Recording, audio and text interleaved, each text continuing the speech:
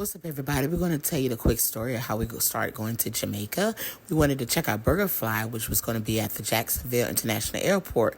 We're excited because they placed Burger King. I love Burger King, but unfortunately they took it out of the airport. So, of course, we had to result in actually checking out BurgerFi, which I was super excited to get BurgerFi. But you got to hear my story, okay?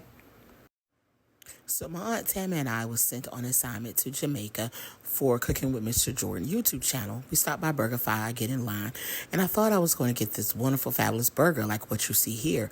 I mean, it's just so juicy and tender, but instead I got this dried up burger. It's so horrible. It was rough. It was tough. It just wasn't right. And I had to down it out with this weak behind drink, which was horrible. I miss Burger King because Burger King had juicy burgers like this. I wish we can get that again, but I guess we can't. So it's time to get on to Delta Airlines to travel afar. And hey, we're headed to Jamaica. Check us out. Cook with Mr. Jordan Part 2. Stay tuned.